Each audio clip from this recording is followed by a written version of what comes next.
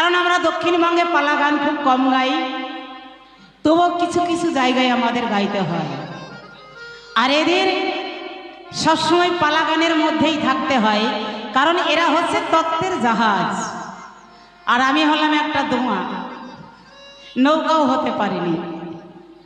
তবু মহাজন রচনা করেছে, তাই গানটি আমাকে গাইতে হবে, ওজন করার ক্ষমতা আমার নাই। তিনাকে আমার মস্তকে রেখে, গুরুর ভূমিকায় রেখে আমি কিছু জিজ্ঞাসা রাখতে চাই।